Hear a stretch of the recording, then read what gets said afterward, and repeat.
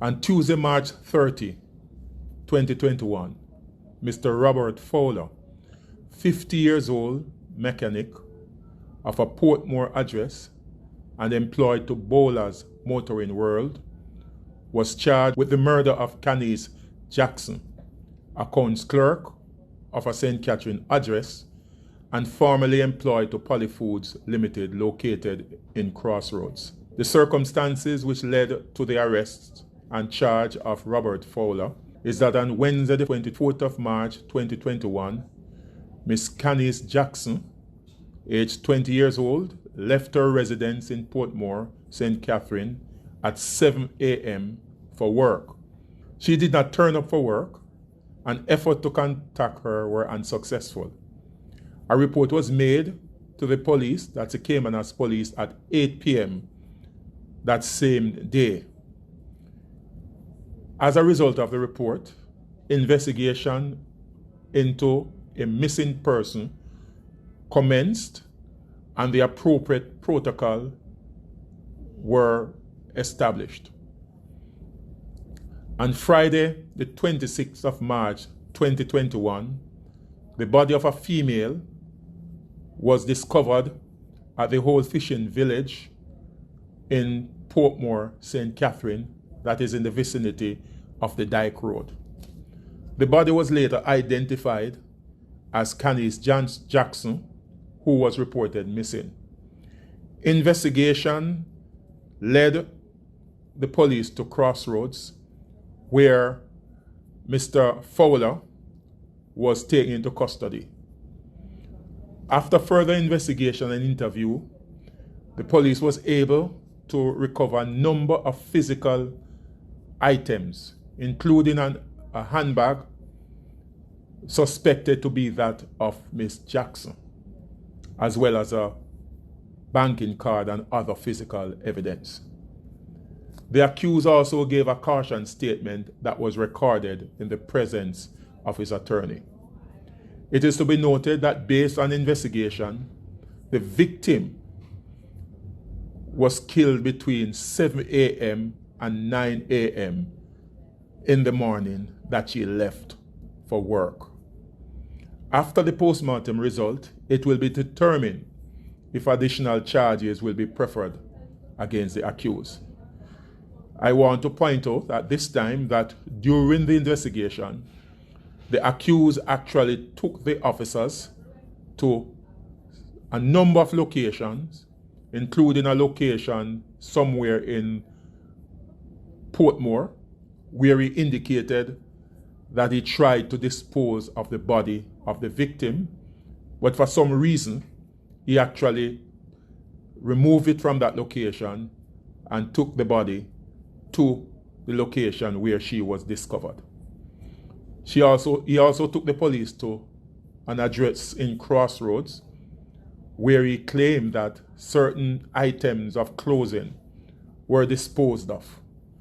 When the police went and searched, it was not discovered, as we believe that it could have been taken by the garbage collectors. Investigation continues. I also want to point out that a piece of garment, a shamai to be specific, was also discovered, which is very critical to the investigation. He will appear before the court on the 9th of April 2021, where he will answer to the charge. DCP, can you clarify, when you visited his home, were there items that were identified there as well? Her handbag, a bank card, and other physical evidence, which I don't want to get into, were actually identified at her home. And I also want to point out that when the initial report was made, we were told that the person that she might have had contact with was Robert Fowler, who used to take her periodically to work whenever he drives a motor car. In addition, I want to clarify, based on our investigation, that there was no intimate relationship between the two parties. Our understanding that it was just a pure platonic relationship that existed. On the morning of her death, our investigation also revealed that Mr. Fowler had actually lured her to his home under the guise that he had forgotten to take a piece of equipment that was relevant to his trade as a mechanic. And that's how she ended up being at his home in Portmore. So in the caution statement, was there evidence of motive established? Well, based on what we were told, that there was an argument, a dispute, and he got upset and she was strangled. That's the way he actually strangled her. He used a piece of rope. And just to say that, without giving away too much, that a similar piece of rope was actually found at his house. And he admitted that, yes, the victim was strangled, albeit he may have given a different account as to where the incident happened. But we believe, based on our investigation, that it happened at his home. And the body remained there until he returned from work. He disposed of the body in a Nissan Caravan that he actually drove.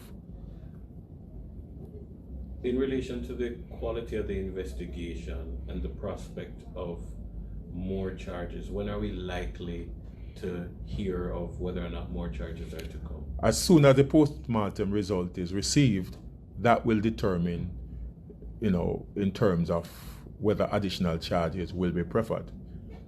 As I can say without any conclusive evidence, we suspect that she was assaulted, by the accused. Sexually assaulted by the accused. We are also looking at, the whole issue of this phone will be interrogated to see what we can get from that phone to support our investigation.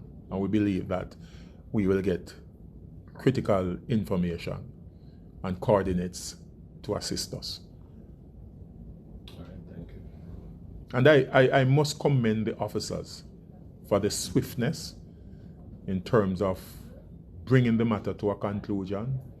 I know that they spent several hours.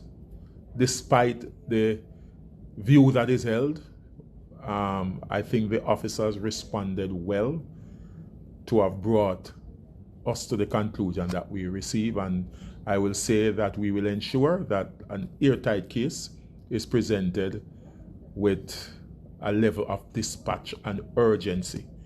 This is one case. The outstanding materials will be supplied within short order. We are paying special attention to this one, and we have to, whatever we need to fast track will be fast tracked so that justice can be served. We believe that our women must be protected, and as a law enforcement body, we will have to do what is necessary to send the right signal, and we have no doubt that the criminal justice system will also send the right signal that we do not tolerate assault on women and as a matter of fact, assault on anyone. And when we brutally murder our people, the law must send the right message, and the system must send the right message. Finally then, there are people who are concerned about, whether or not they are safe given the level of violence in the society. While it is difficult to police these kinds of incidents, what are we doing to make people more safe, or how can we engage the community and help keep people safe? I commonly say that violence and crime in generally is not really a police problem, it's a societal problem. And whilst the police can have our own plans and strategy to cauterize the violence, It requires the entire society a joined up approach. We can have high visibility. We can use our intelligence in the appropriate and efficient way, and we are getting better at those. The result is very clear in terms of the quick succession, or the quick way in which we bring perpetrators to justice, the amount of cases that are being solved, and the result, the attendant result in terms of guilty pleas that we are getting. I think it is unprecedented. And for us to get that level of guilty plea, it is suggesting that the quality of investigation has improved, which actually puts the accused in a position that they have no option but to seek the mercy of the courts. And so we can do that.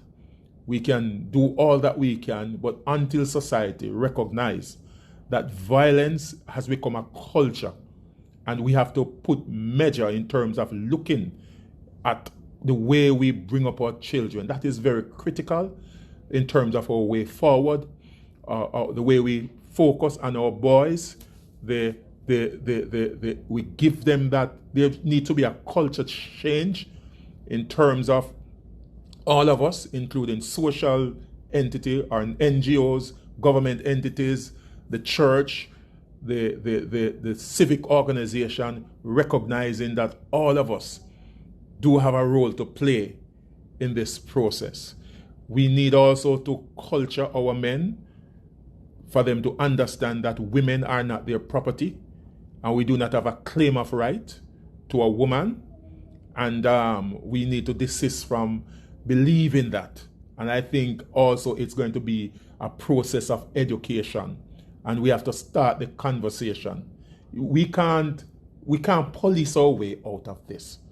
I believe we have to have that join-up approach to treat with this issue of violence.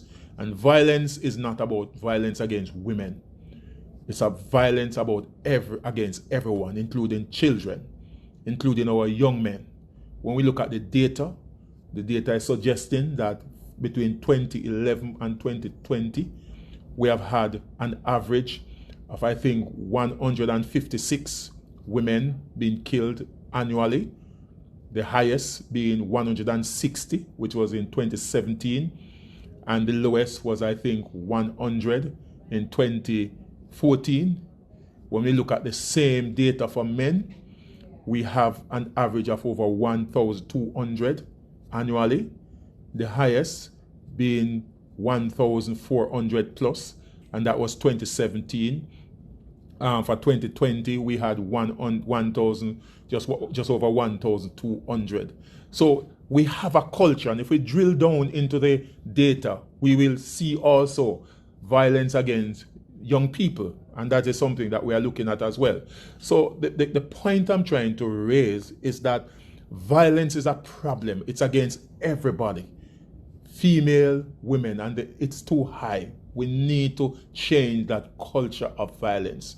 We are looking, if we look at the data in terms of the interpersonal violence, the violence in relation to family, etc., that's very high.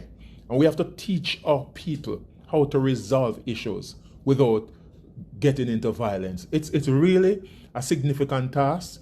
I said it before. We have to engage in a program that looks at the issue of values and attitude. How do we change that? How do we cause our men to be a little more... It's about valuing yourself. I think it boils down to self-value. What value do we put on ourselves as men? Because most of the perpetrators are in fact men. So until a man can get to that place where he values himself and values relationship, we are going to continue to see this level of violence.